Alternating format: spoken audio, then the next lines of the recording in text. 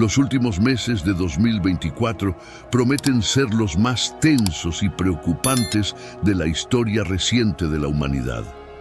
Esto se debe a que una serie de eventos de proporciones globales están a punto de ocurrir y cambiar el rumbo del mundo para siempre. Recientemente, todos quedaron en shock con el atentado contra la vida del candidato Donald Trump.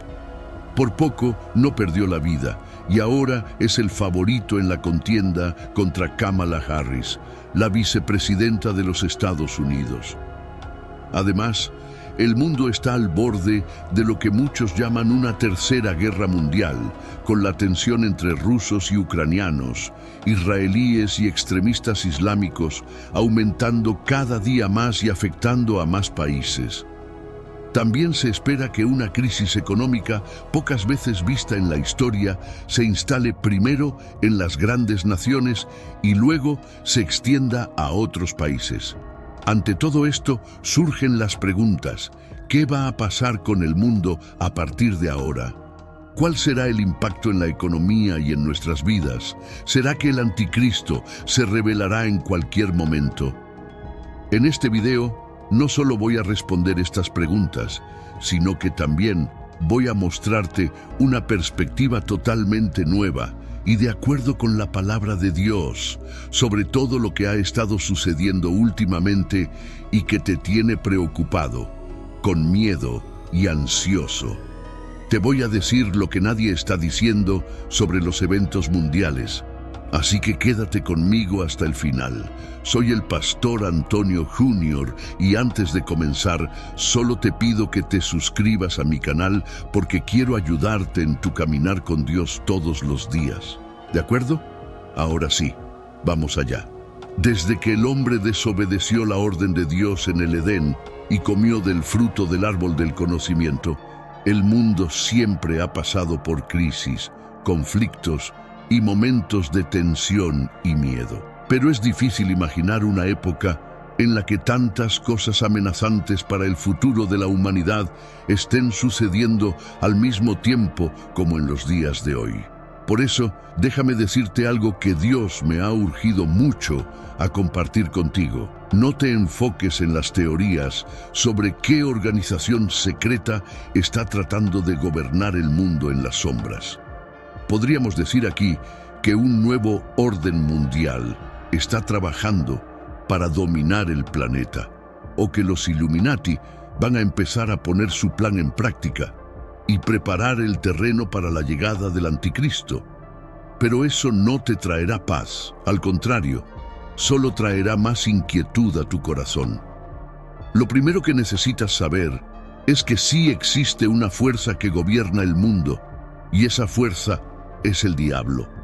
Todos los grupos que se oponen a la Biblia y no reconocen que Jesús es el Hijo de Dios que murió en la cruz y resucitó, son usados por el enemigo. Observa el aviso que nos da el apóstol Pablo. Amados, no crean en cualquier espíritu, sino examinen para ver si proceden de Dios, porque muchos falsos profetas han salido por el mundo. Pueden reconocer el Espíritu de Dios de esta manera: todo espíritu que confiesa que Jesús Cristo vino en carne procede de Dios, pero todo espíritu que no confiesa a Jesús no procede de Dios. Ese es el espíritu del anticristo, del cual han oído que viene y ahora ya está en el mundo. Miren esto, hermanos. Esto muestra que la organización que manipula el mundo no es humana, es espiritual. El espíritu del anticristo ya está en el mundo y todos debemos estar alertas para no ser engañados por él. La Biblia dice que nuestra lucha no es contra los seres humanos, sino contra Satanás y sus demonios. Aunque existan los Illuminati, ellos no son más poderosos que Dios, así que no debemos tenerles miedo. Entiendo que podemos sentirnos impotentes con tantas noticias de que el mal se está extendiendo por el mundo y que somos manipulados por organizaciones tan poderosas. Pero Jesús dijo que el diablo, el príncipe de este mundo, ya está condenado. Él intenta parecer fuerte, pero sabe que su destrucción está cerca y por eso está haciendo de todo para llevar a las personas a la perdición. Como mencioné, está muy claro que existe una batalla espiritual en curso. Sentimos esto cuando miramos el mundo a través de la perspectiva de la Biblia. La Tierra está agitada, no solo por los cambios climáticos, sino también por los últimos eventos y por lo que aún puede suceder este año. Primero, porque las elecciones en Estados Unidos, que ya prometían ser unas de las más significativas de todos los tiempos, se han vuelto aún más relevantes después de que el expresidente y candidato a la reelección, Donald Trump, escapó de la muerte por solo 5 centímetros. Ahora, el mundo entero mira a Estados Unidos y se pregunta ansiosamente qué pasará en las elecciones de noviembre. ¿Cómo quedará el mundo si Trump realmente gana? En cuanto a las guerras, tanto la de Rusia contra Ucrania como la de Israel contra los extremistas islámicos, la situación está muy lejos de terminar. De hecho, el riesgo de que grandes potencias como Estados Unidos, China, Corea del Norte y los miembros de la OTAN entren en estas guerras y generen un enorme conflicto mundial es muy alto y aumenta cada día. Además, otras preguntas invaden nuestra mente. ¿Qué pasará con la economía? ¿Seguirá subiendo la inflación? ¿Tendremos trabajo y dinero para comprar comida y mantener a nuestras familias? ¿La inteligencia artificial nos quitará nuestros empleos? Son tantas preguntas y casi ninguna respuesta, ¿verdad? Lo que más vemos en Internet hoy en día son personas y medios exagerando cada evento, buscando audiencia y también para esparcir miedo en la población, bajo la influencia de Satanás. El diablo tiene una gran influencia en este mundo y controla la opinión de la mayoría de las personas. Es por eso que la Biblia dice en 2 Corintios 4:4 que el Dios de esta era ha cegado la mente de los incrédulos para que no vean la luz del Evangelio de la gloria de Cristo. Con todos los eventos recientes, hay muchos predicadores diciendo, por ejemplo, que estamos presenciando el inicio de la guerra de Gog y Magog, una batalla profetizada en Ezequiel 38 y 39, en el Antiguo Testamento y también en Apocalipsis capítulo 20. Hermanos, sinceramente, creo que quienes hablan de esta profecía como si estuviera sucediendo ahora, o no saben interpretar correctamente las Escrituras, o actúan de mala fe para aprisionar al pueblo de Dios con miedo y no con fe. Esto se debe a que esa profecía habla de una batalla que ocurrirá 1000 años después de que Jesús regrese a la tierra, derrote al anticristo y al falso profeta, aprisione a Satanás y establezca su reino en este mundo. También hay quienes dicen que estamos a punto de vivir la profecía de 1 Tesalonicenses 4, donde el apóstol Pablo dice que Jesús descenderá del cielo y al son de la voz del arcángel y la trompeta de Dios, los muertos en Cristo resucitarán y luego los vivos serán llevados junto con ellos. Serán arrebatados con Él en las nubes y se encontrarán con el Señor en el aire. Esta profecía a menudo se usa fuera de contexto. El apóstol Pablo se refiere aquí a un momento que solo ocurrirá durante la gran tribulación, cuando Israel esté siendo perseguido y rodeado por las naciones del mundo. Entonces, los judíos reconocerán que Cristo es el Hijo de Dios y clamarán: «Hosana, bendito el que viene en el nombre del Señor». Jesús volverá para rescatar y salvar a todos los que hayan creído en Él como el único y suficiente Salvador. Por eso, quiero darte un consejo. No creas todo lo que escuchas y ves. Busca profundizar en el conocimiento de la Biblia. Dios quiere que recuerdes que, sin importar lo que esté pasando en el mundo o lo que pueda suceder en el futuro, no debes temer. Aunque el resto del mundo esté ciego y no pueda ver la luz que solo existe en Jesús. Amén. Estamos presenciando una crisis diplomática entre las naciones, sí. Estamos viendo hambre, pestes y terremotos en varios lugares, como mencionó Jesús en Mateo capítulo 24. Pero, ¿debemos preocuparnos? No. Y aquí está el porqué. Primero, por la palabra de Dios. Segundo, por el amor y la fidelidad del Señor. Tercero, porque tenemos el Espíritu Santo.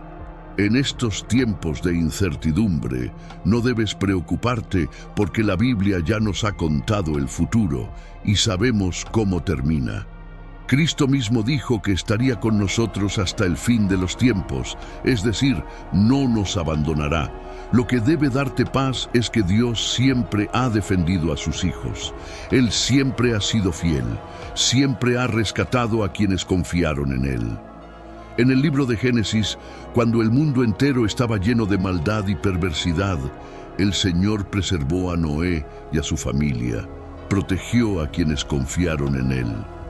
Cuando Sodoma y Gomorra fueron destruidas, Dios preservó a Lot y a su familia.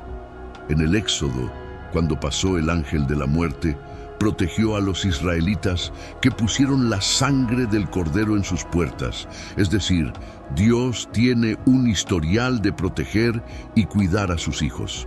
Entonces, mi querido hermano y hermana, no te preocupes por nada. El Señor te está diciendo hoy que vivas por fe y confíes en Él en todo momento, pero el diablo quiere lo contrario para ti y para mí. Quiere que estés ansioso y con mucho miedo de enfrentar la vida. Cuando dejas que eso suceda, empiezas a ir en contra de la palabra de Dios y te llenas de ansiedad, preocupado por lo que vas a comer, beber, vestir y cómo vas a pagar tus cuentas. Eso es lo que el diablo quiere, que dejes de confiar en el cuidado de Dios y empieces a actuar por tu cuenta. Una persona que no se deja intimidar por lo que ve suceder en el mundo, sino que es guiada por su fe en las promesas del Señor, no puede ser vencida por el diablo. Por eso, cuando te sientas inseguro, di: sí, Dios, creo que eres mucho más grande que cualquier problema. Tú eres mayor que los acontecimientos de este mundo. No veo un camino delante de mí, pero creo que estás guiando mis pasos. Y entonces Dios te dice: hijo mío, no tengas miedo. Conozco tus dolores y dificultades, y te voy a ayudar. Hermanos, esta es una promesa para esos momentos en la vida cuando sientes que no puedes soportar tanta presión. Dios te está pidiendo que dejes de lado la ilusión de que eres tú quien está en control. Mientras intentes resolver todo a tu manera, Dios no intervendrá. Así que descansa y confía. Si has llegado hasta aquí, es porque el Señor tiene un plan para tu vida y quiere usarte para consolar y animar a las personas a tu alrededor. Amén. El mundo puede estar en crisis, pero tú estás en Cristo, y eso hace toda la diferencia. Nunca lo olvides. Soy el pastor Antonio Jr. Si te gustó este mensaje, compártelo con tus amigos y familiares y suscríbete a mi canal. Te espero en el próximo video. Que Dios te bendiga poderosamente. Para la mayoría de las personas, no solo los estadounidenses, existe el temor de que esta elección sea un punto de inflexión. Algunas de las preguntas que la gente se hace son: ¿qué sucederá después?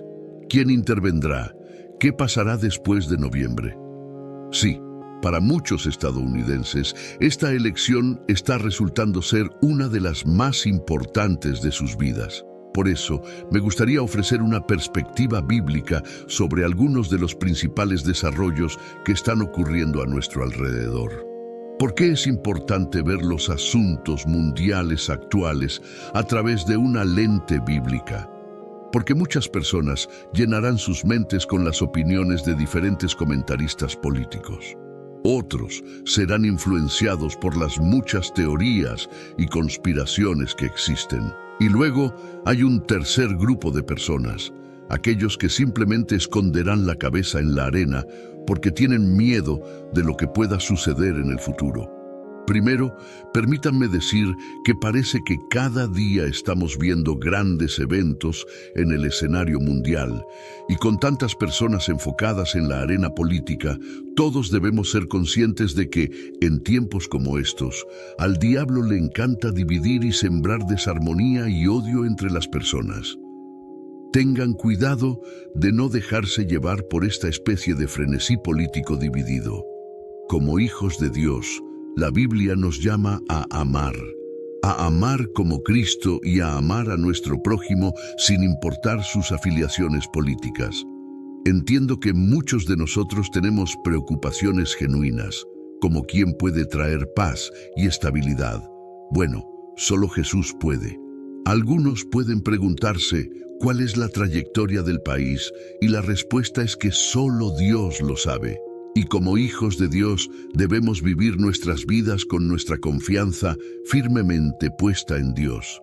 Ahora, si hay más giros y vueltas en los próximos meses, si hay disturbios o incertidumbre económica, si hay más y más voces añadiéndose a la conversación sobre Estados Unidos como nación y la dirección en la que se dirige, recuerden que nuestro Señor y Salvador es más grande que cualquier político, cualquier funcionario del gobierno o cualquier institución mundana. Sí, esta elección tendrá consecuencias de largo alcance que podrían impactar nuestras vidas y las de otras personas. Sin embargo, el seguidor de Cristo debe recordar que los reinos de los hombres vienen y van, pero el reino de Cristo es eterno.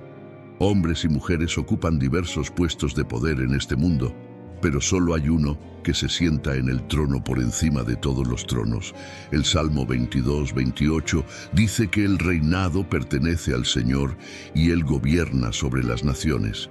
Dios está en control. Él está en control hoy. Quiero animarte a confiar en Dios. ¿Qué más necesita ver la Iglesia antes de darnos cuenta de que estamos cerca del regreso de Cristo?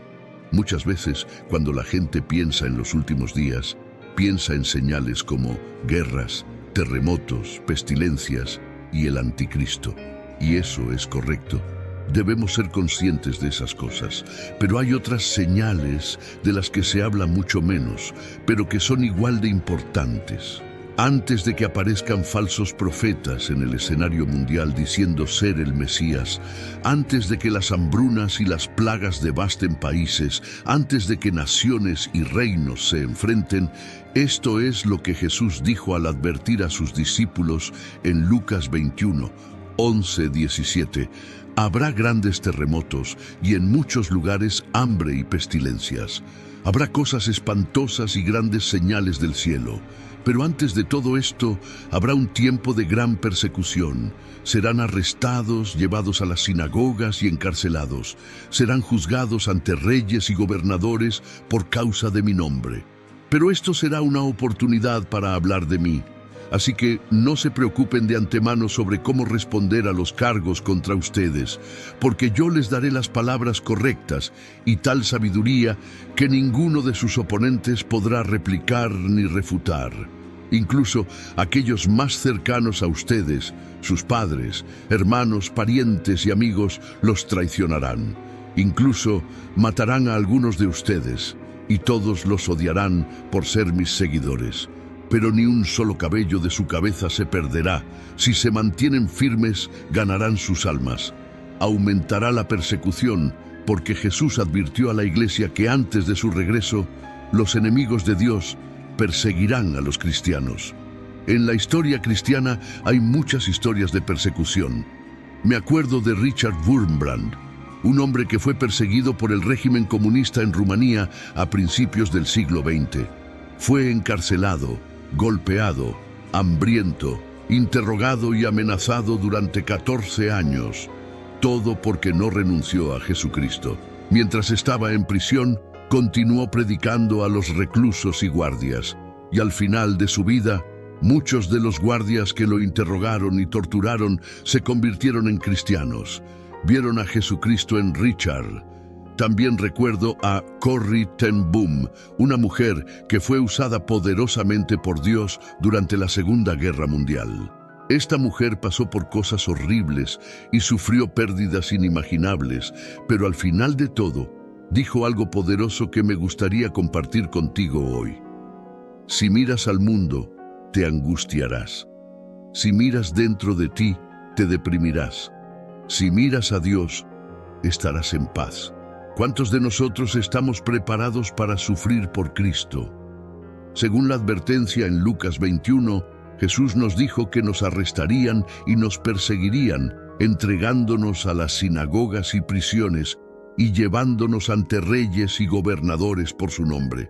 Nos advirtió que seríamos traicionados y entregados incluso por padres, hermanos, parientes y amigos.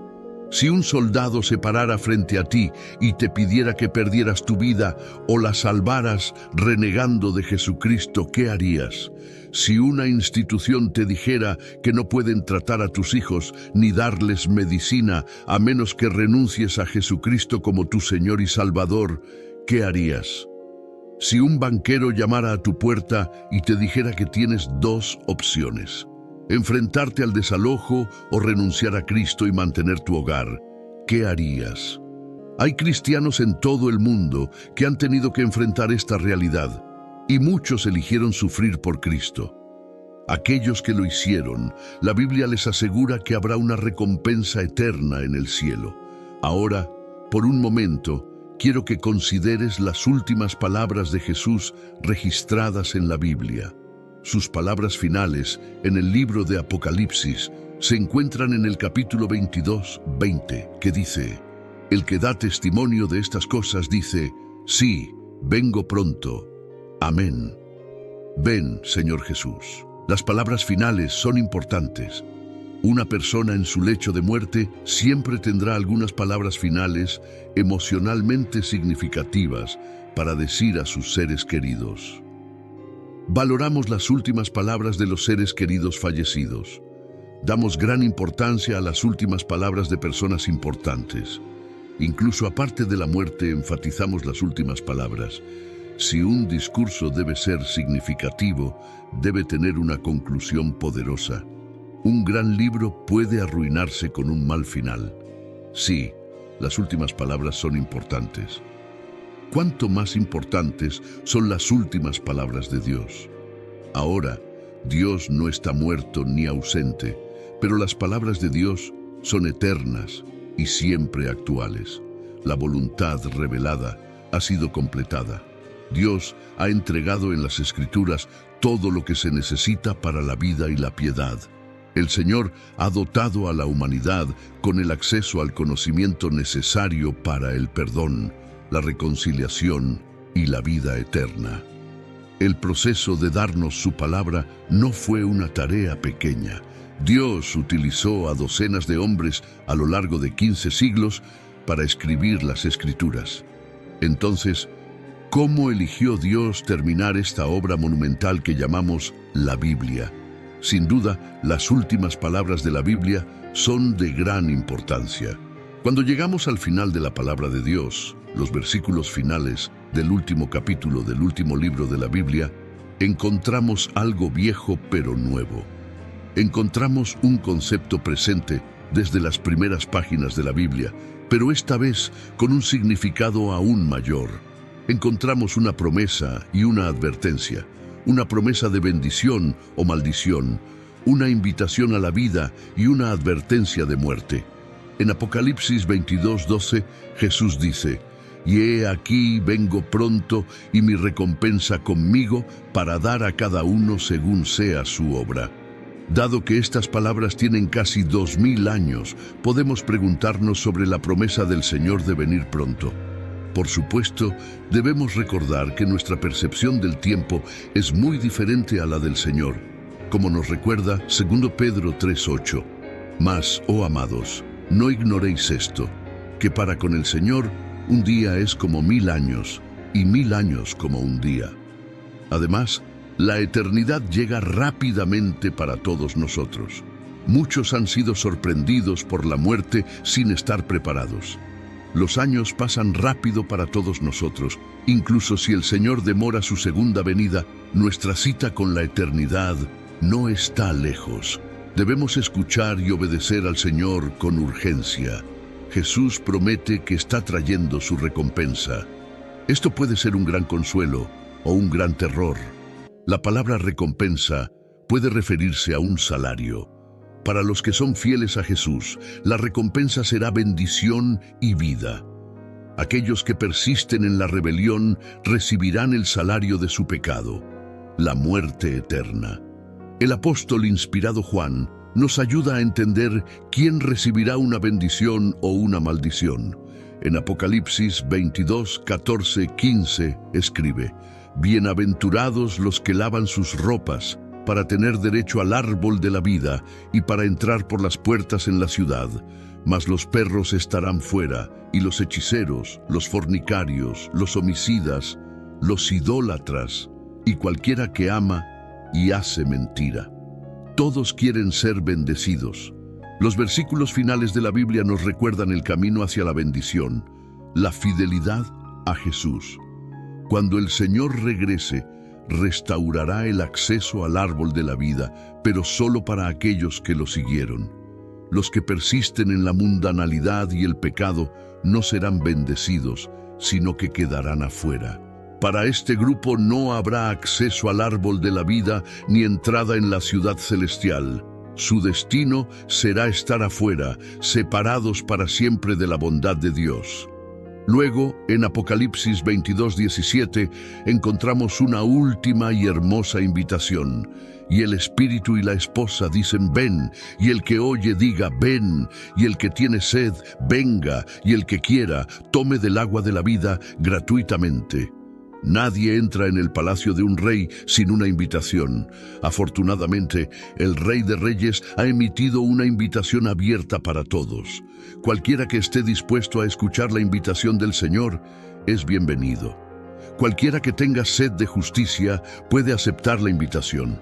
Cualquiera que desee la vida eterna puede tener ese deseo cumplido. ¡Qué invitación tan adecuada! Aquí, al final de las Escrituras, desde Génesis en adelante, la Biblia registra la caída del hombre y el plan de Dios para reconciliar todas las cosas. Tomó siglos y grandes sacrificios, pero Dios cumplió su promesa en el jardín de aplastar la cabeza de la serpiente, donde la historia comienza con un ángel guardando el árbol de la vida del hombre, termina con una invitación al hombre para disfrutar del árbol y el agua de la vida una vez más. Pero esta invitación viene con una advertencia. Dios ha iluminado el camino hacia la vida eterna a través de su palabra. Si decidimos que podemos caminar por un mejor camino, estamos muy equivocados. Apocalipsis 22, 18 y 19 advierte que si añadimos a la palabra de Dios, Él nos añadirá las plagas escritas en el libro. Y si quitamos de la palabra, nuestra invitación al árbol de la vida y a la presencia de Dios también será quitada. La palabra de Dios termina con una hermosa invitación, pero también subraya la importancia de la palabra. Si queremos bendición y vida eterna, debemos confiar verdaderamente en el Señor, confiar en su palabra y hacer nuestro mejor esfuerzo para obedecerla. Ignorar la palabra de Dios, vivir a nuestra manera según nuestras propias reglas y deseos, es rechazar la invitación graciosa de Dios. Las últimas palabras de Jesús en todas las Escrituras son: «Ciertamente vengo en breve». Esa promesa provocará alegría y esperanza, o miedo y terror. Cuando Juan escuchó esa promesa, proclamó: «Amén. Ven, Señor Jesús». Esas son palabras de esperanza. Pero, ¿qué pasaría si Jesús cumpliera su promesa hoy? Para los que no están preparados, sus últimas palabras serán de arrepentimiento y desesperación. Pero para los fieles en Cristo, sus últimas palabras en esta vida seguramente serían proclamaciones de alegría, celebraciones de esperanza y liberación realizadas. Si Jesús regresara hoy, ¿cuáles serían tus últimas palabras?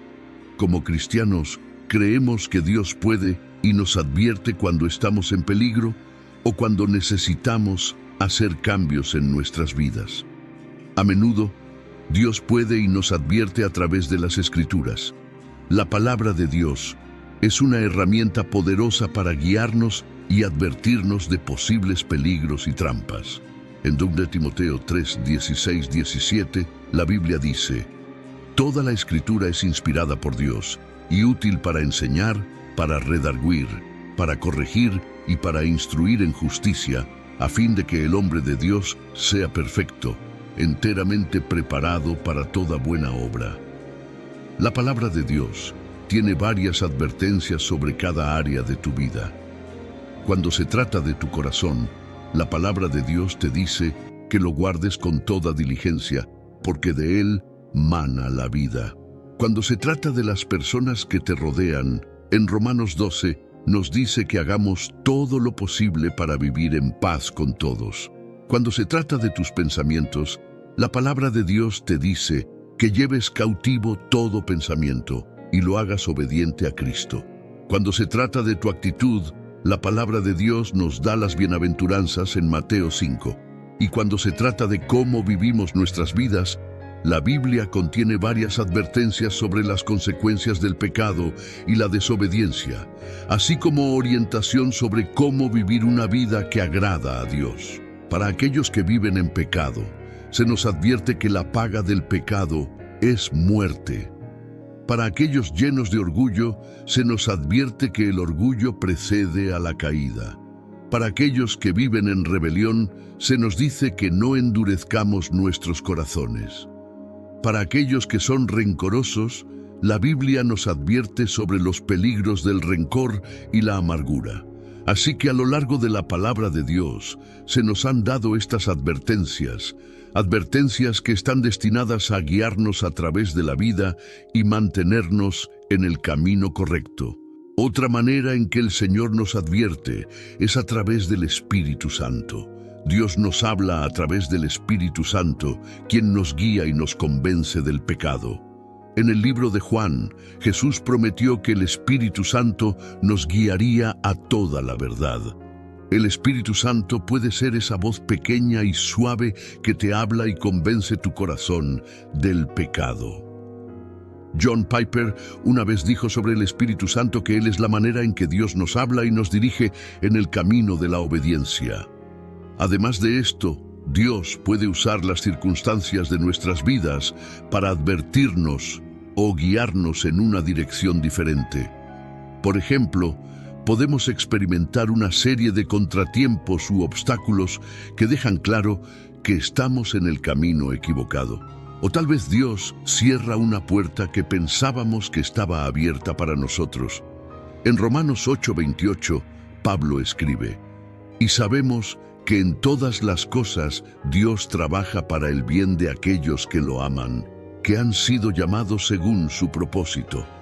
Incluso en circunstancias difíciles, Dios nos guía y nos muestra su voluntad. Dios puede guiarnos hacia su voluntad para nuestras vidas. Su mano está en cada detalle de nuestras vidas, aunque a veces no lo sintamos así. En conclusión, Dios puede advertirnos de diversas maneras, incluyendo las Escrituras, el Espíritu Santo y las circunstancias. Como cristianos, es importante estar abiertos a la guía de Dios y buscar su sabiduría en todas las áreas de nuestras vidas. El Señor tiene un plan para cada uno de nosotros y podemos confiar en que nos guiará y advertirá en el camino. Si el enemigo puede hacernos prestar más atención a los problemas de la vida, en lugar de prestar atención a quien puede resolver esos problemas, estamos efectivamente rindiéndonos al mundo. Dios nos dijo que nos transformáramos mediante la renovación de nuestra mente para que podamos conocer la buena y perfecta voluntad de Dios, según Romanos 12:2. El enemigo hará todo lo posible para atacar nuestra mente y hacernos tropezar. Quiere traer confusión para que caigamos en los deseos de nuestra propia carne.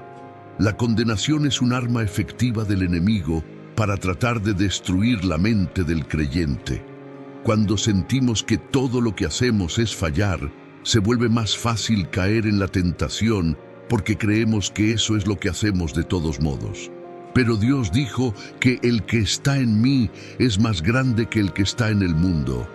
La mente de Cristo que reside en nosotros es más fuerte que la tentación que el enemigo trae para tratar de destruir nuestras mentes conscientes. Cuando todo lo demás falla, el diablo intentará usar las circunstancias para desviarnos del camino. Quiero que prestes atención a algunos de los pequeños detalles sobre cómo vives tu vida.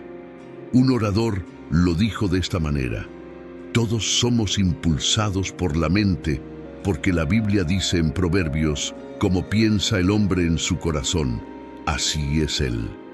Así que te insto a vivir tu vida cristiana con pensamientos puros. Rechaza todo lo que sea impuro y desecha todos los pensamientos corruptos. La verdad es que tú y yo no tenemos garantizado un día más. Nuestro tiempo en esta tierra es breve y debido a esto debemos aprovechar cada oportunidad para vivir correctamente, vivir con pasión por Cristo. Hay una mentira que el diablo nos dice y que creo que es la más grande y peligrosa mentira en la que muchas personas caen. La mentira que nos dice es que tienes tiempo. Nos hace creer que tenemos tiempo para arrepentirnos por lo que seguimos pecando. Nos hace pensar que podemos ponernos bien con Dios más tarde. Nos dice que podemos seguir viviendo como queramos y no preocuparnos por Dios ni por cambiar nuestra vida todavía, que lo hagamos mañana. Esta es una mentira fácil de creer porque es cómoda. Nos hace sentir una falsa seguridad pensando que podemos tenerlo todo sin necesidad de cambiar. No nos exige ninguna acción, no nos exige crucificar la carne, pero sí nos permite seguir viviendo la vida en nuestros propios términos sin detenernos a evaluar hacia dónde nos dirigimos. Es una mentira que nos dice que somos libres para perseguir el dinero, el poder o las relaciones, o cualquier cosa que pensemos que nos satisfará. Pero la realidad es que en cualquier momento estamos a un segundo de la eternidad, ya sea cielo o infierno.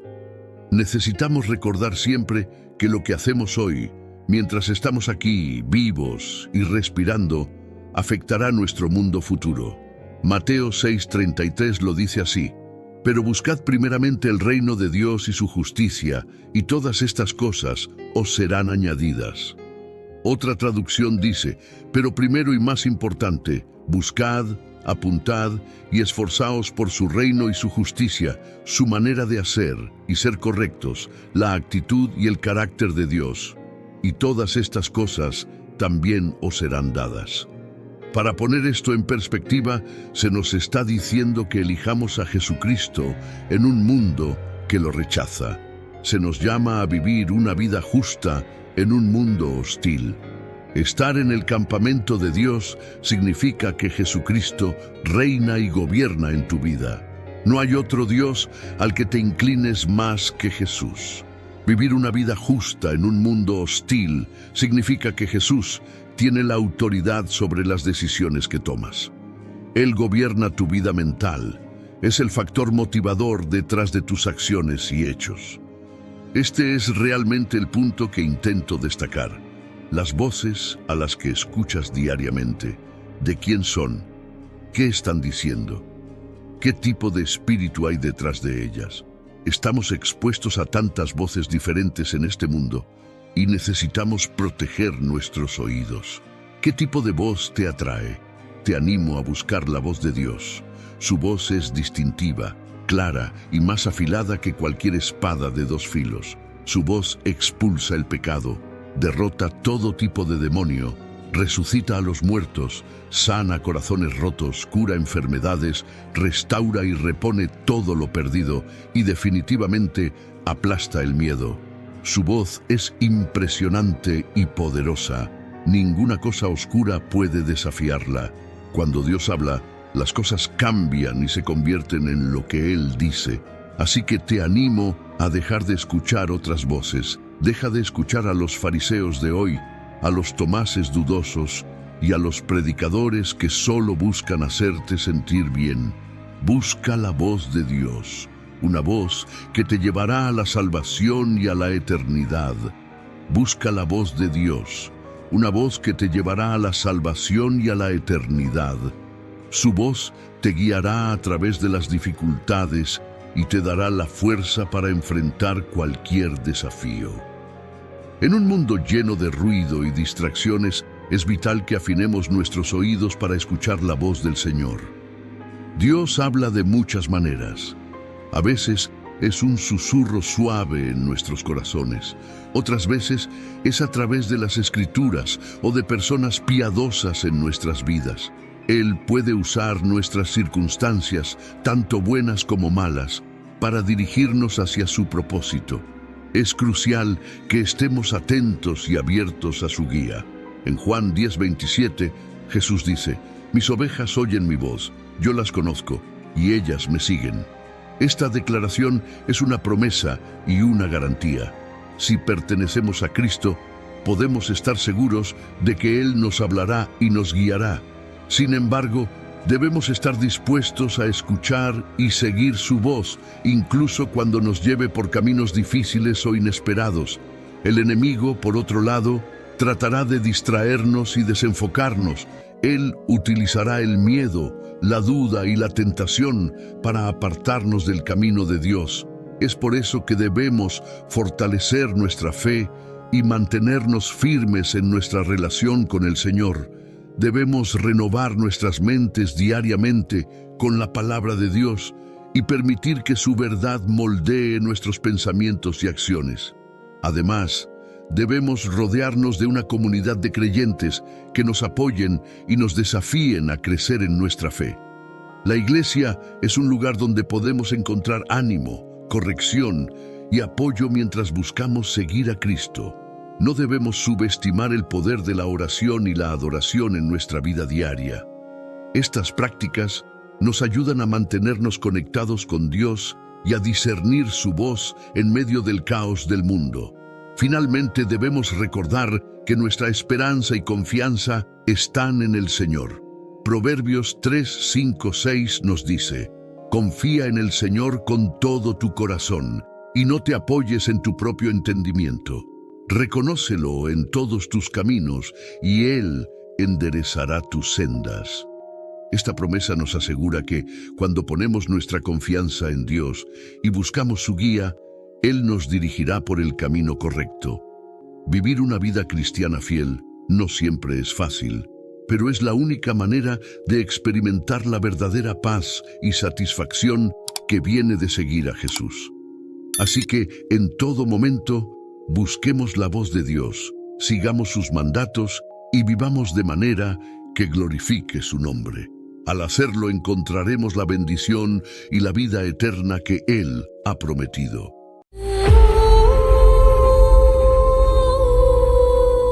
El día en que el anticristo se encuentra con Jesús, quien es el anticristo, es una figura profetizada en la Biblia que se elevará al poder en los últimos tiempos, engañando a muchos y oponiéndose a Dios a lo largo de la profecía bíblica.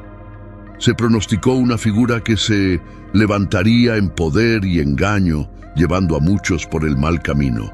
Se opondrá y se exaltará sobre todo lo que se llama Dios o su adoración, de modo que se establecerá en el templo de Dios, proclamándose a sí mismo como Dios.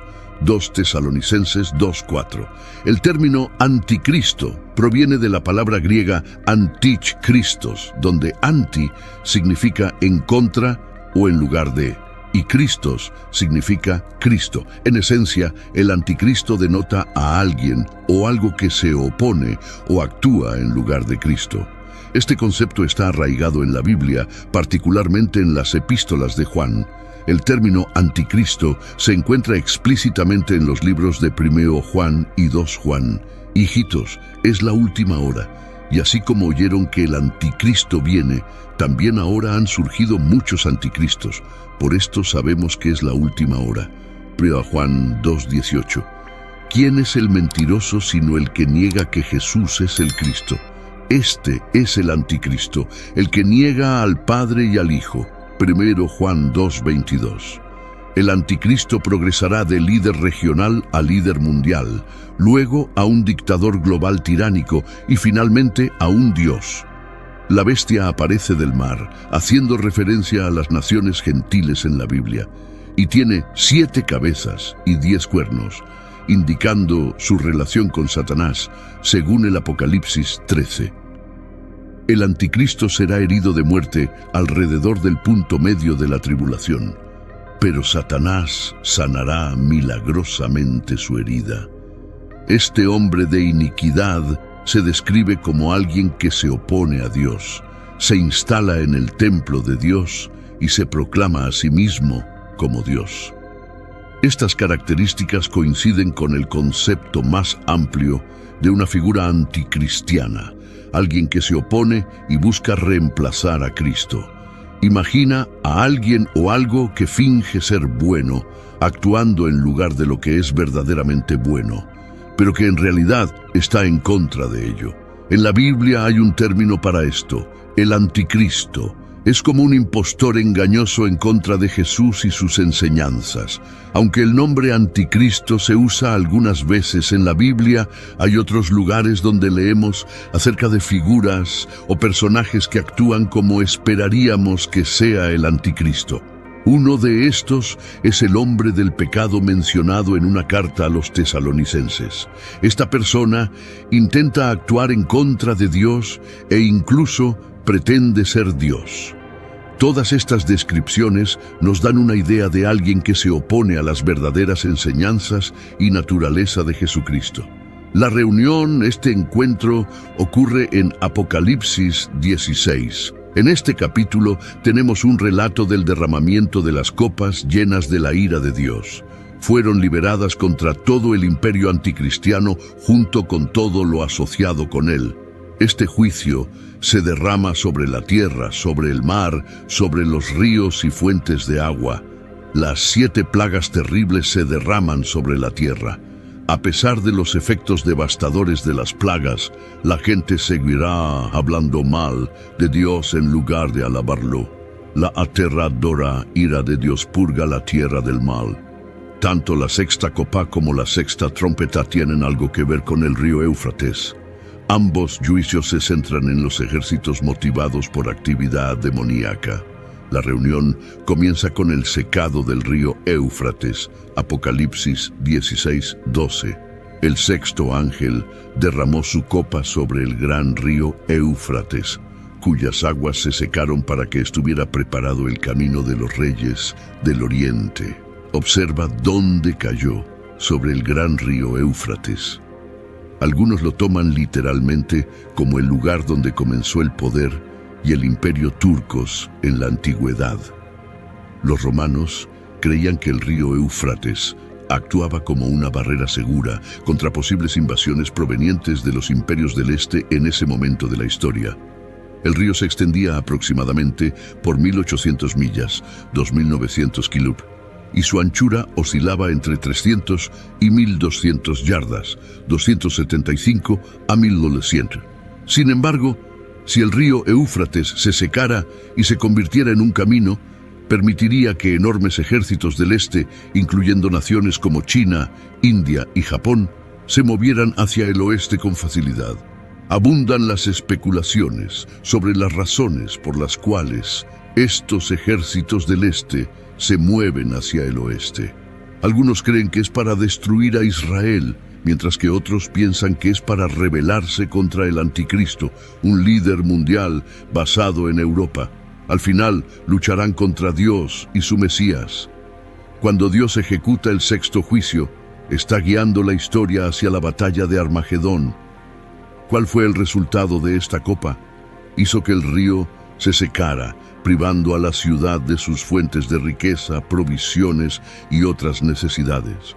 Vi salir de la boca del dragón, de la boca de la bestia y de la boca del falso profeta 3 espíritus inmundos semejantes a ranas, pues son espíritus de demonios que hacen señales milagrosas y que van a los reyes de todo el mundo para reunirlos para la batalla del gran día del Dios Todopoderoso.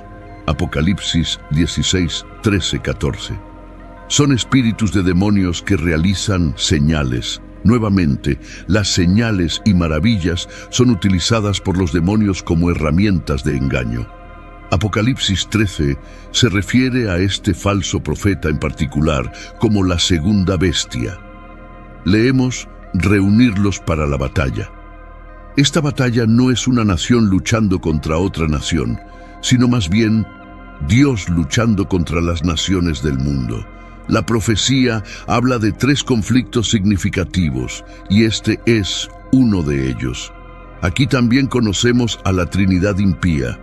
Una táctica común de Satanás es imitar o falsificar las cosas de Dios, para hacer que Él mismo parezca ser como Dios. La llamada Trinidad impía, como se describe vívidamente en Apocalipsis 12 y 13, no es una excepción. La Santa Trinidad está compuesta por Dios el Padre, Jesucristo y el Espíritu Santo. Satanás, el anticristo y el falso profeta son su Trinidad impía falsa. Mientras que la Santa Trinidad se define por la verdad infinita, el amor y la bondad, la Trinidad impía exhibe características diametralmente opuestas de engaño, odio y maldad pura. Aunque muchos pasajes bíblicos se refieren a Satanás en varias formas, como una serpiente o un ángel de luz, se le describe como un gran dragón rojo con 7 cabezas y 10 cuernos y 7 coronas sobre sus cabezas en Apocalipsis 12:3. Su personalidad viciosa se representa por el color rojo. La bestia o anticristo, como se describe en Apocalipsis 13 y Daniel 7, es el segundo miembro de la Trinidad impía. Aunque el anticristo es identificado por ese nombre solo 4 veces en la Biblia, aparece muchas más veces con varios alias. También se le llama el que trae destrucción, 2 Tesalonicenses 2:3, el impío, 2 Tesalonicenses 2:8, el hombre malvado, 2 Tesalonicenses 2:9, la bestia, Apocalipsis 13:1, la promesa que vendrá, Daniel 9:26, un rey feroz, Daniel 8:23, un maestro de la intriga, Daniel 8:23, un hombre despreciable, Daniel 11:21, un pastor sin valor, Zacarías 11:16-17. Cuando aparece, la gente se acercará a él como las moscas a la miel y harán todo lo que él pida. El falso profeta es el último miembro de la Trinidad impía, como se describe en Apocalipsis 13:11-18. Jesús advirtió específicamente a los creyentes que estuvieran atentos a los falsos profetas que pueden parecer inocentes, pero que pueden ser extremadamente destructivos. El falso profeta es capaz de realizar grandes señales y maravillas, como hacer descender fuego del cielo, Apocalipsis 13:13. Levanta una imagen del anticristo para adoración, da vida a la imagen, exige que todas las personas adoren la imagen y ejecuta a aquellos que se niegan a adorarla. El falso profeta también obligará a todos a obtener una marca permanente de algún tipo, al igual que los esclavos en los tiempos de Juan, para demostrar total devoción al anticristo y renuncia a Dios. Solo aquellos que hayan recibido la marca podrán realizar transacciones comerciales. Aceptar la marca resulta en la muerte eterna. Apocalipsis 14:1. La Biblia deja claro que los humanos comprenderán plenamente que al aceptar la marca, no solo están aceptando un sistema económico, sino también un sistema de adoración que rechaza a Jesucristo. El número de la bestia se revela en Apocalipsis 13:8, 666. El gran dragón hace un último intento por recuperar su poder y estatus en el mundo. Está reuniendo sus fuerzas y convocando a sus espíritus para lanzar un último ataque desesperado antes de que sea demasiado tarde. Aquí observamos los instrumentos que utiliza para involucrar a los poderes de la tierra en su causa y conflicto: 3 espíritus inmundos. Estos 3 espíritus inmundos se refieren a los demonios que ayudan a Satanás, la bestia y el falso profeta realizando milagros. Persuadirán a los reyes del este, así como a los ejércitos y gobernantes de todo el mundo, para que se reúnan y participen en la batalla contra la segunda venida de Cristo. Leemos: gran día de Dios Todopoderoso. Es claro quién saldrá victorioso de esta batalla. Es el gran día de Dios, no del hombre. El anticristo o el dragón, en medio de la representación de la batalla inminente, llama a la acción para estar preparados para el triunfo de Jesús. La actividad demoníaca tiene varias manifestaciones en la Biblia. A veces causan enfermedades, tientan a las personas a prácticas inmorales y originan y propagan doctrinas falsas. 1 Timoteo 4:1. Aunque muchos se apartarán de la fe durante los últimos tiempos, prestando atención en su lugar a espíritus engañosos y seductores y a doctrinas de demonios, Dios utilizará a los demonios para cumplir su plan, a pesar de su compromiso de hacer el mal. Apocalipsis 16, 14, 16. Observamos que los demonios reúnen a los reyes y ejércitos del mundo en el lugar que en hebreo se llama Armagedón. Leemos, Armagedón, también conocido como Megido, es el sitio de una batalla significativa. Megido está vinculado a luchas críticas a lo largo de la historia, incluyendo la victoria de Débora sobre Sísara y el triunfo de Gedeón sobre los madianitas. También se menciona en Zacarías 12:11 como un lugar de duelo durante los últimos tiempos. La introducción al libro del Apocalipsis de Jesucristo revela la visión profética dada al apóstol Juan. El libro tiene más de 40 instancias de la frase «y vi», y la declaración «estuve en el Espíritu» se usa con frecuencia. Juan informa que se le instruyó registrar lo que veía un total de 12 veces. La oración destaca la importancia del libro de Apocalipsis y su propósito de revelar la persona y el plan profético de Jesucristo. El capítulo de la reunión entre Jesús y el Anticristo marca el inicio del fin del reinado del Anticristo. En ese día, el mundo presenciará un espectáculo en el cielo con signos y maravillas llenando el cielo. Las tinieblas se abren y la luz penetra la oscuridad, como se describe en Mateo 24:27. Porque como el relámpago que sale del oriente y se muestra hasta el occidente, así será la venida del Hijo del Hombre. Después de la reunión de Jesús y el Anticristo, la Biblia enseña que el reinado del Anticristo llegará a su fin con el regreso de Jesucristo. El libro de Apocalipsis proporciona una descripción vívida. Vi la bestia y los reyes de la tierra y sus ejércitos reunidos para hacer guerra contra el que estaba sentado en el caballo y contra su ejército. Y la bestia fue apresada, y con ella el falso profeta que había hecho las señales delante de ella, con las cuales había engañado a los que recibieron la marca de la bestia y adoraron su imagen.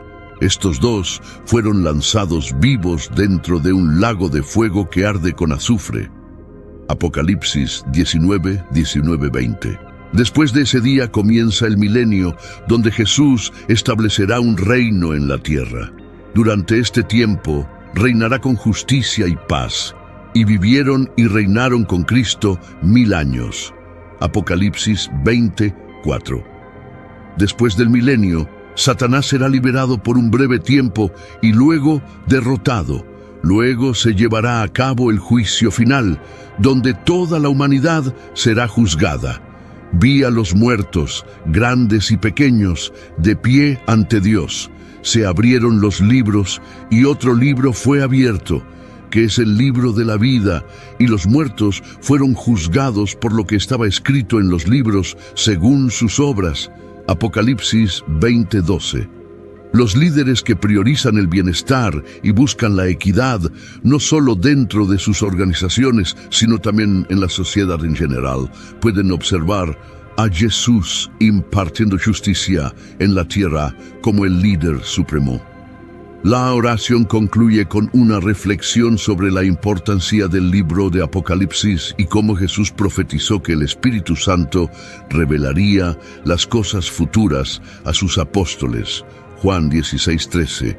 El libro de Apocalipsis cumple esta profecía al proporcionar una visión completa de Jesucristo y su plan eterno, concluyendo así el Nuevo Testamento. Sus víctimas gobernó el mundo antiguo como un dictador absoluto. Después de someter a Asiria, dirigió su atención a Egipto, su principal adversario en ese momento, ya que Judá estaba en el camino. Sería necesario deshacerse de ella si alguna vez quería cumplir su ambición de gobernar sobre un gran imperio. Nabucodonosor emitió una orden para que varios jóvenes judíos fueran entrenados para servirle en calidad de hombres de conocimiento y sabiduría. Daniel, Ananías, Misael y Azarías estaban entre los que fueron llevados cautivos, Eran conocidos por los nombres de Beltsasar, Sadrach, Mesac y Abednego en caldeo. Bajo la imagen del Rey Dios, Nabucodonosor dio la orden de crear una estatua colosal hecha de oro. La estatua de oro que Nabucodonosor había encargado debía de haber sido magnífica, medía 90 pies de altura. Es posible que el rey la planeara de esta manera para consolidar su poder, reuniendo a todos los niveles de sus oficiales para una gran ceremonia. A estos gobernantes se les ordenó asistir a la dedicación de la estatua erigida por Nabucodonosor y postrarse en adoración ante ella. Todos los que desobedecieran este mandato corrían el riesgo de ser arrojados a un horno ardiente y quemados. Todos obedecieron las órdenes de Nabucodonosor, ya que estaba decidido a establecerse no solo como el líder político indiscutible de Babilonia, sino también como la autoridad religiosa suprema en la ciudad, o al menos casi todos.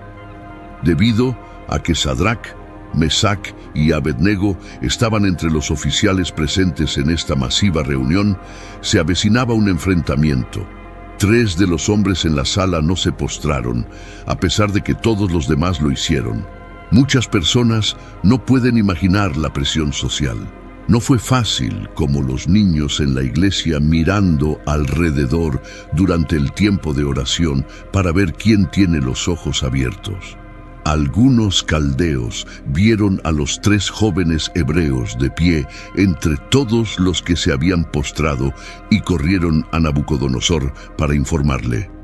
La envidia gotea de sus acusaciones contra los 3 judíos que habían alcanzado posiciones de poder a pesar de su cautiverio. Debido a que su fe les prohibía adorar a cualquier dios que no fuera el verdadero Dios de Israel, los oficiales de la corte vieron la oportunidad de eliminar a Sadrach, Mesac y Abednego y no desaprovecharon la oportunidad. Cuando Nabucodonosor se enteró de la situación, se enfureció inmediatamente. Es sorprendente que les diera a los acusados la oportunidad de responder a los cargos en su contra, lo que podría indicar su consideración por ellos. Pero que no quepa duda, el rey solo aceptaría una respuesta total de concesión. Tenían 2 opciones: adorar al enorme ídolo de oro o perecer en el fuego.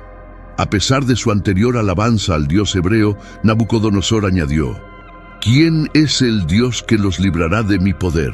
La pregunta del rey, como antes, sería respondida eventualmente. Daniel 3, 2, 4. Entonces, Nabucodonosor, lleno de furia, ordenó que trajeran a Sadrach, Mesac y Abednego, y estos hombres fueron llevados ante el rey. Nabucodonosor les dijo: ¿Es cierto, Sadrach, Mesac y Abednego, que ustedes no sirven a mis dioses ni adoran la estatua de oro que he levantado? Estos valientes hombres judíos desafiaron la orden directa del rey y se entregaron en las manos de Dios. Su respuesta es impresionante. Oh, Nabucodonosor, no necesitamos responderte en este asunto. Si es así, nuestro Dios, a quien servimos, puede librarnos del horno de fuego ardiendo. Y nos librará de tu mano, oh rey. Pero si no, sepas, oh rey, que no serviremos a tus dioses ni adoraremos la imagen de oro que has levantado. Daniel 3, 16, 18, Biblia amplificada.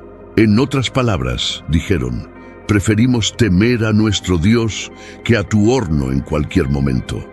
Incluso si decide dejarnos arder, aún serviremos al Dios vivo en lugar de tu ídolo muerto.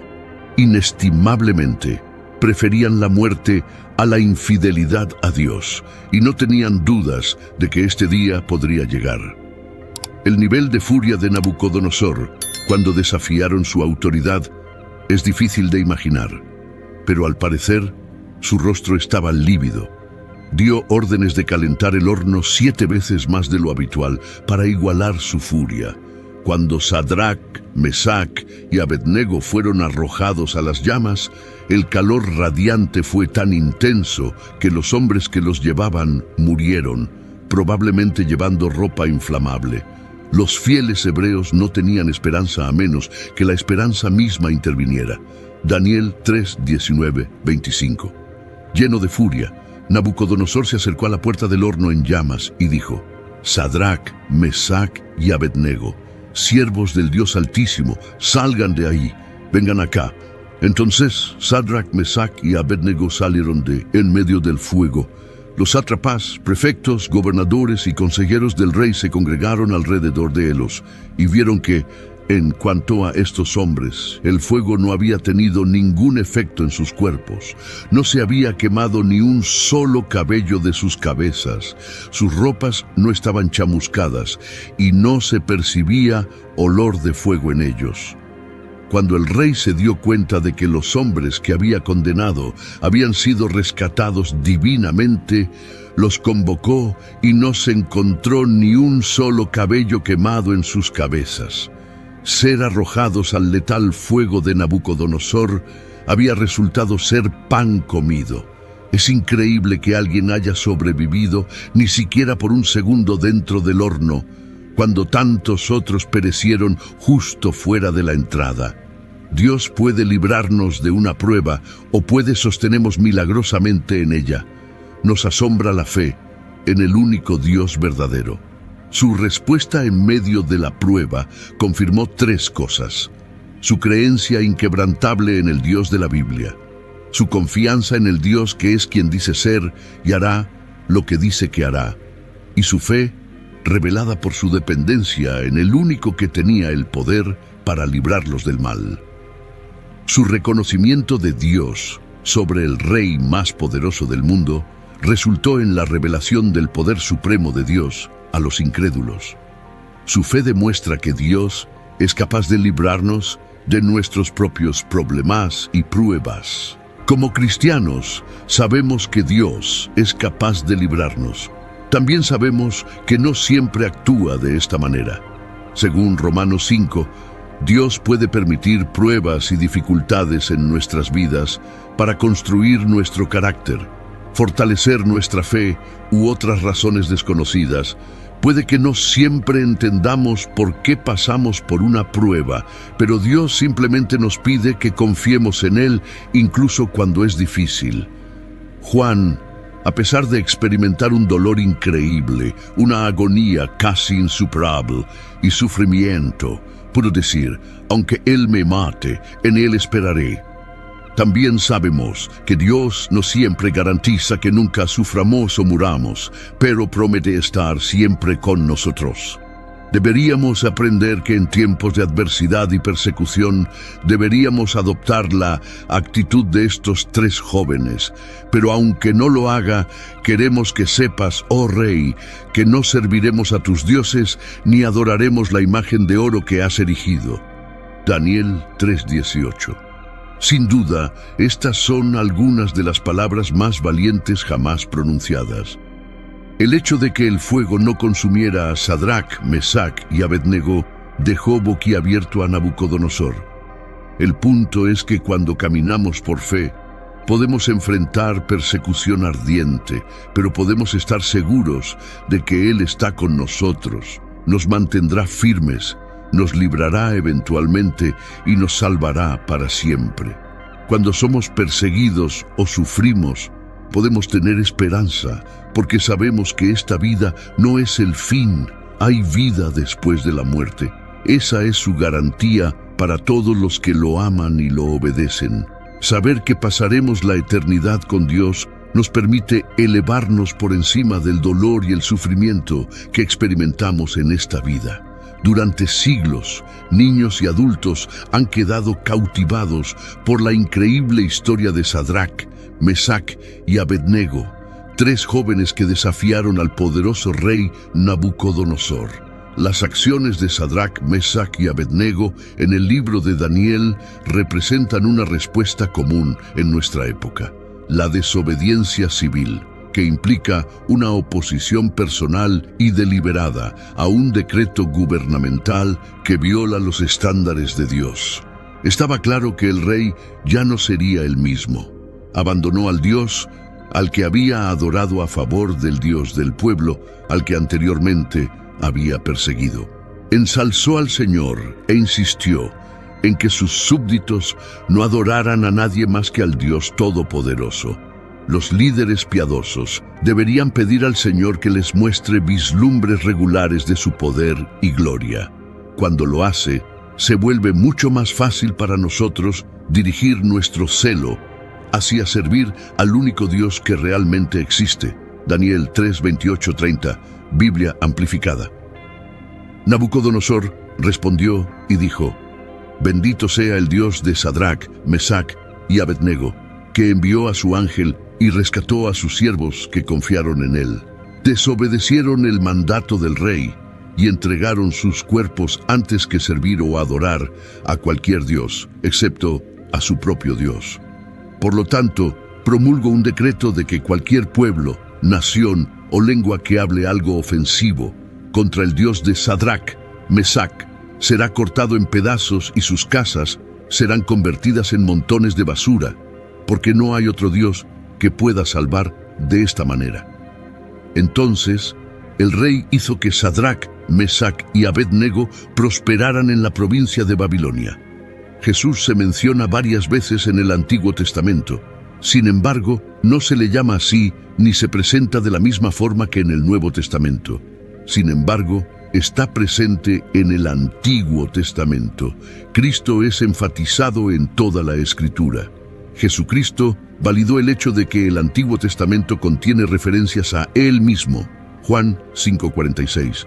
Después de ser confrontado por un grupo de autoridades religiosas, Jesús explicó que el Antiguo Testamento habla de Él. Si creyerais a Moisés, me creeríais a mí, porque de mí escribió Él. Según Jesús, la obra de Dios con el hombre desde el principio de los tiempos apuntaba a Él. Otra ocasión en la que Jesús demostró que está en el Antiguo Testamento fue el día de su resurrección. Según algunos cálculos, más de 300 profecías del Antiguo Testamento apuntan a Jesucristo y fueron cumplidas por Él en su vida en la tierra. Estas incluyen profecías sobre su nacimiento único en Isaías 7:14, su ministerio terrenal y la forma en que moriría. Jesús sorprendió a los líderes religiosos y dijo que el Antiguo Testamento habla de Él. Cuando leemos la Biblia, vemos que Jesucristo es el cumplimiento de muchas profecías y promesas del Antiguo Testamento. El Antiguo Testamento apunta a la venida del Mesías, el Salvador del mundo. Jesús fue la respuesta a las esperanzas y profecías del Antiguo Testamento, y su llegada trajo cumplimiento a muchas de estas promesas. Cuando se levantó en la sinagoga de Nazaret y leyó de Isaías 61, concluyendo con este comentario: Hoy se ha cumplido esta escritura que ustedes oyeron. Lucas 4:18-21. Jesús demostró su presencia en el Antiguo Testamento. Las teofanías, que son apariciones preencarnadas del Hijo de Dios, son otra manera en que Jesús se revela en el Antiguo Testamento. Sin embargo, hay formas más profundas en las que Jesús puede ser encontrado en el Antiguo Testamento, y estas se pueden categorizar como tipos.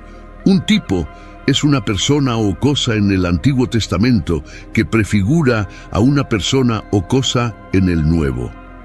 La vida de José parece modelar la vida de Cristo, y muchos eventos históricos del Antiguo Testamento sirven como símbolos de lo que Dios haría en el futuro a través de Cristo. Por ejemplo, cuando Dios llamó a Abraham para ofrecer a su hijo Isaac como sacrificio, Abraham profetizó: Dios proveerá para sí el cordero para el holocausto, hijo mío. Génesis 22:8. Estos eventos históricos apuntaban hacia la obra redentora de Cristo. Jesús, siendo el Mesías prometido de Dios, es mencionado no solo en el Nuevo Testamento, sino también en varios pasajes del Antiguo Testamento. Él es el Mesías prometido, y se podría decir que Jesús es la razón de ser de la Biblia. Es la palabra viva que nos señala hacia la oferta de reconciliación de Dios, la esperanza del perdón y la vida eterna a través de Jesucristo, nuestro Señor. Después de su muerte, surge la pregunta sobre el paradero de Jesús. ¿Fue al infierno, al Hades o al cielo?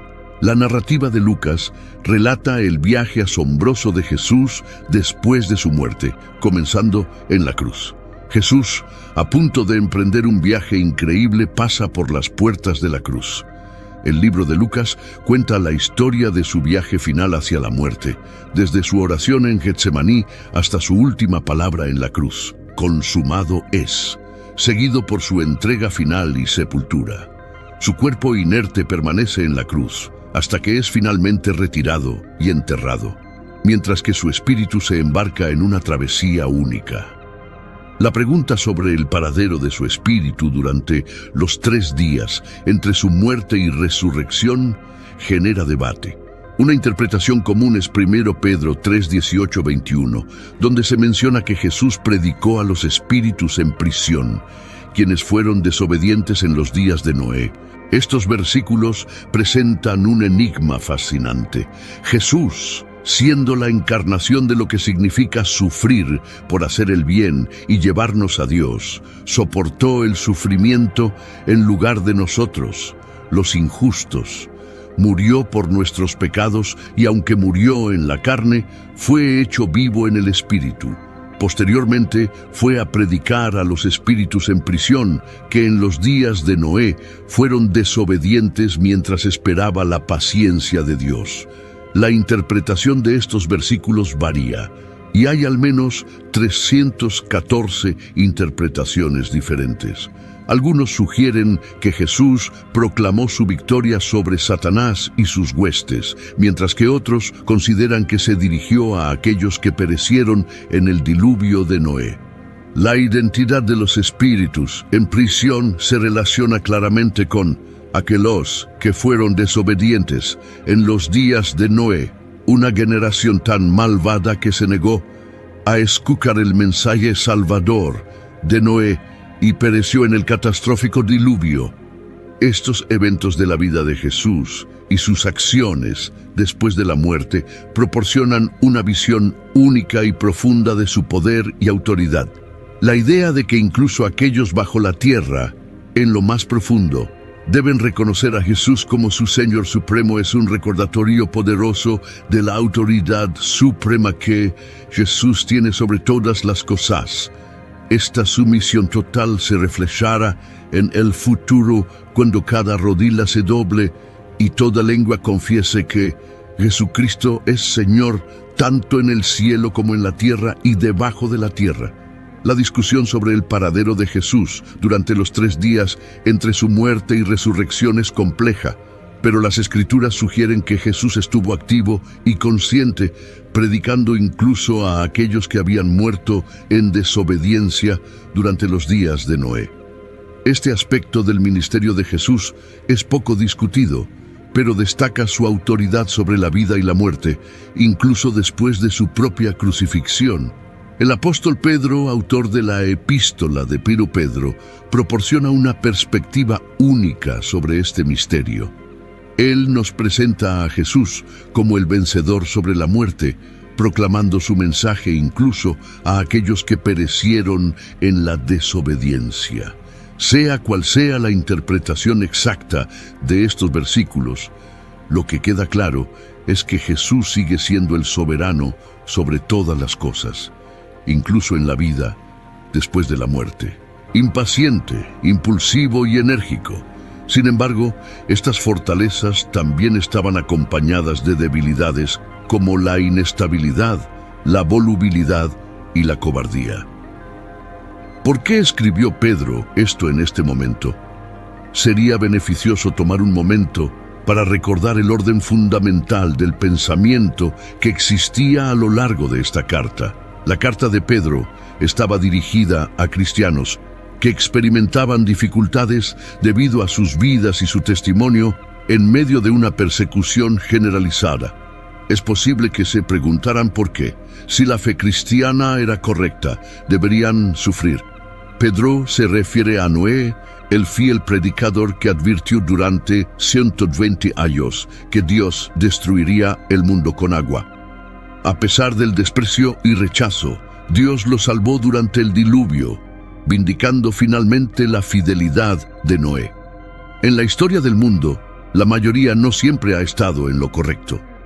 Aunque son pocos los que son salvos, la fe no debería tambalearse por el hecho de que hay pocos creyentes verdaderos. En el tiempo de Noé, solo 8 creyentes fueron salvados, pero hoy hay millones. No fueron salvados por el agua, sino a través del agua. La verdadera salvación no viene del agua, sino del juicio de Dios para llevarlos a un lugar seguro. El arca representa al Señor Jesucristo, y el diluvio es una imagen del juicio de Dios. Así como el arca fue el único medio para la salvación en ese momento, Cristo es el único camino de salvación. Aquellos dentro de la estructura fueron los únicos que sobrevivieron al diluvio y de manera similar, solo aquellos en Cristo son salvos.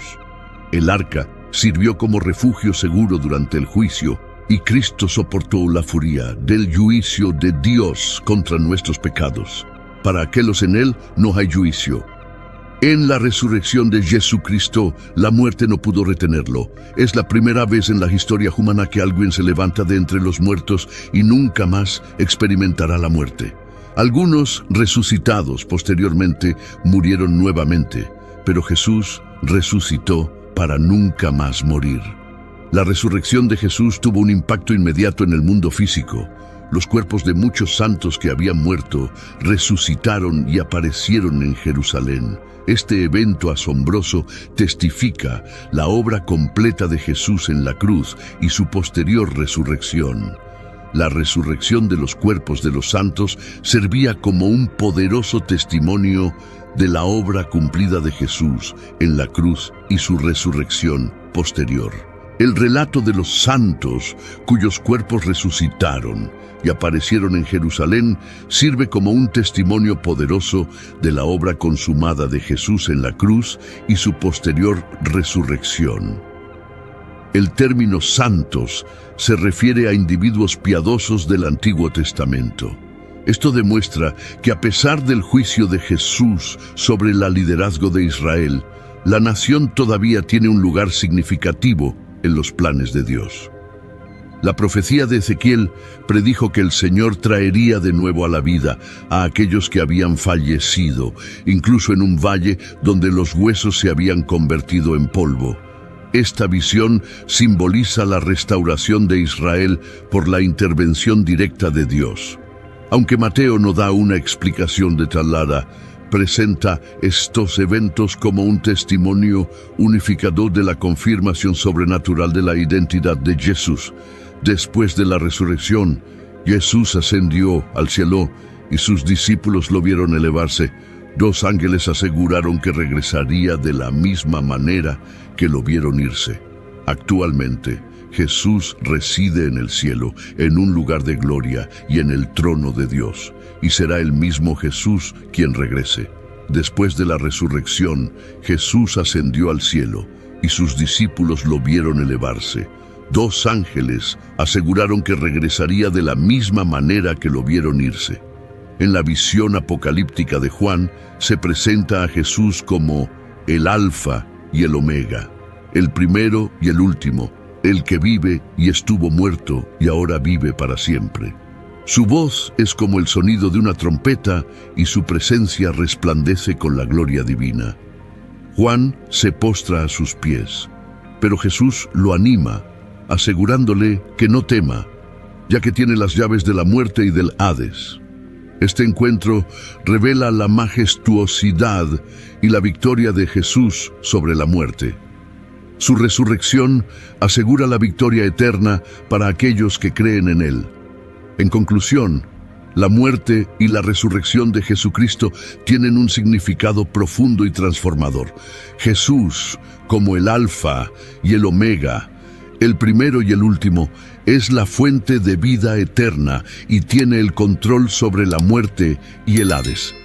Para los creyentes, la muerte ya no es una amenaza, ya que Jesús ha conquistado la muerte y ofrece la vida eterna a través de su victoria.